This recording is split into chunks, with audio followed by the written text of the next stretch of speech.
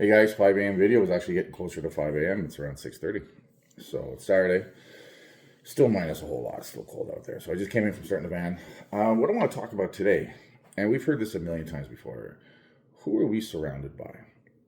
We've all heard it before. We're the average of the 5 people we spend the most time with, right? And how many times did our dads drill this shit into us when we were younger and stuff like that? If you hang around with 4 losers, you become the 5th loser, right? It wasn't harsh. It was the truth, right? At the end of the day, look around your circle right now. Do they train or make excuses? Do they build or complain? Do they take responsibility or do they blame the world? Do they internalize what needs to be worked on or do they externalize and blame everything else, right? Do they push you forward or do they keep you comfortable? So at the end of the day, because comfort is contagious, right?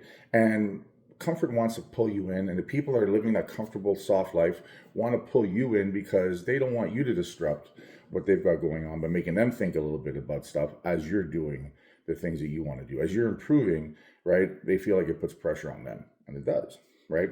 So at the end of the day, if everyone's broke, soft, bitter, and undisciplined, guess where you're headed? Guess where you're getting pulled into, right? And here's the part that most men avoid, is that sometimes growth means outgrowing people. And sometimes leveling up means being alone for a while. Sometimes the price of becoming dangerous is walking alone. So, but eventually what's going to happen as you ascend, as you start to transform, you're going to attract more like and similar people around you, right? If you're in the gym every morning at 5 a.m., right? Guess what? You're going to get to know the other guys in the gym at 5 a.m. It starts with a nod, starts with a this, starts that, it starts a conversation. And next thing you know, you guys are just, you got something in common, right? And that starts to build that circle of influence, right? So eventually what's going to happen is you're going to surround yourself by guys that are doing the things that you want to do by pulling yourself out of where you're at and submersing yourself into that scenario. So you want a gym buddy? Go to the gym, right? That kind of thing. You want a church buddy? Go to the church. If you want someone that's going to, think similar to the way you want to think or you think, then you have to go and seek out those environments and where that's at.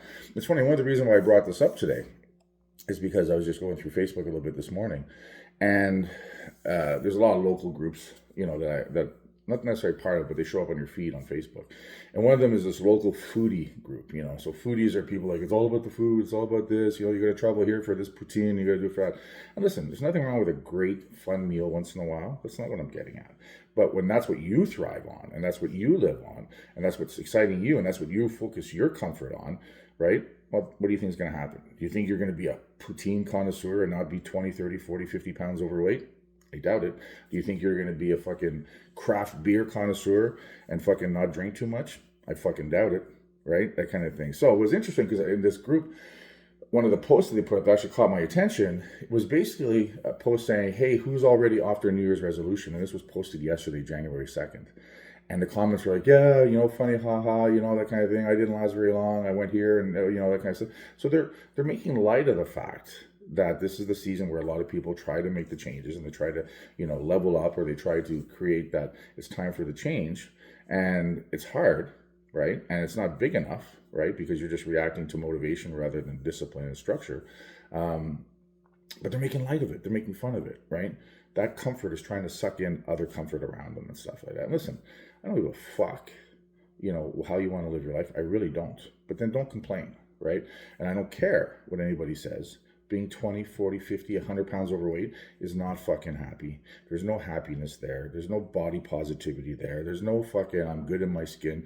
It's all fucking bullshit that when you're in that state, you tell yourself so that you feel good about the fact that you're not feeling good about yourself, right? And again, I'm not some fucking guy that was always in shape, a fit athlete guy that became a personal trainer and a coach and stuff like that doesn't know what it's like. I've been 400 pounds. I've been overweight for the majority of my life. So I fucking know exactly what's going on up here and what comes out into the world and how the world treats you when you are not near your best at all, when you are not striving to improve, when you are fucking overweight. It's fucking miserable. It sucks. And of course, what is it we're going to want to do? We're going to want to do things to make ourselves feel better about ourselves instantly. So that's food, that's booze, that's sex, that's Netflix, all that shit. All on their own in the right amounts, there's nothing wrong with them. But when they become your go-to, when they become your circle of 5, right? That's the fucking problem.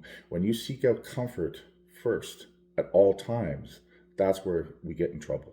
That's where we get soft. That's where we get fat. That's where we get broken. That's where our mental fucking depression, all that shit, it all fucking spirals from there.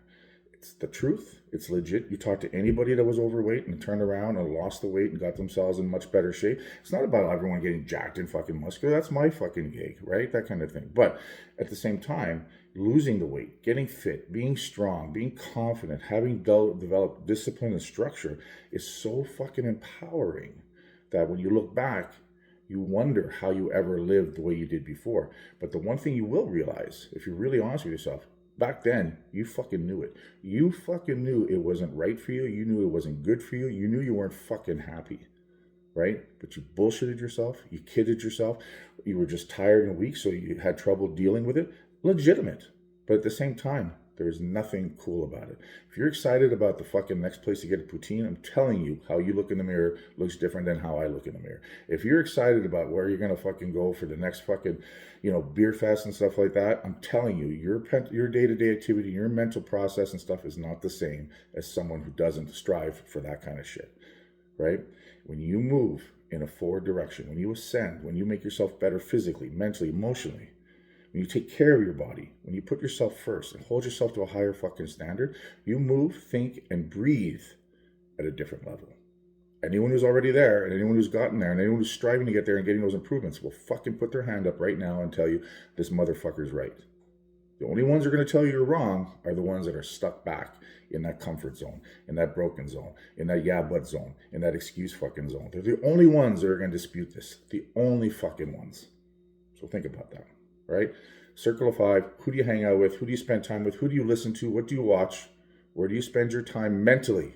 Is just as important as where you spend it physically. It's January 3rd. Let's fucking go.